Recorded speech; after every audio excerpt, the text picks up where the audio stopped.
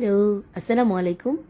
Normally sweet corn বা মশালা corn যেটাই বলুক না কেন, এটা অনেক পপুলার। নর্মালি আমরা এখন শপিং মল বলুন অথবা ফাস্ট ফুডের দোকান বলুন, সেসব জায়গায় এটা আমরা অ্যাভেলেবেল এটা পেয়ে থাকি খাবারটা। তো আজকে আমি বাসায় একটু ট্রাই করলাম, এটা আমার খুবই পছন্দের। সো আমি যেটা করেছি বেসিক্যালি প্রথমেই কর্ন একটু কচি দেখে, যেটা আর কি সহজেই সিদ্ধ হয়ে যাবে এরকম একটা কর্ন নিয়েছি, ভুট্টা, যেটা আমি বাংলায় বললে মনে হয় সবার জন্য ভালো হবে। আমি এটা একটু সেদ্ধ করে মানে সেটাকে খুলে নিয়েছি।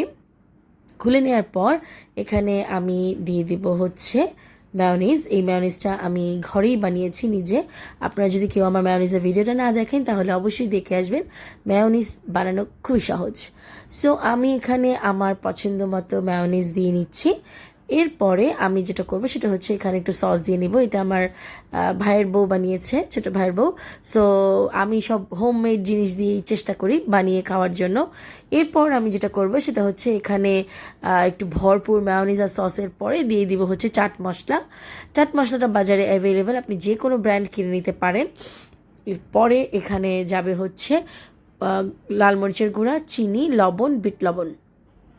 আপনি আপনার পছন্দ মতো টেস্ট অনুযায়ী আপনি এটা কম বেশি করে নেবেন। এরপর এটাকে জাস্ট মেখে নিতে হবে।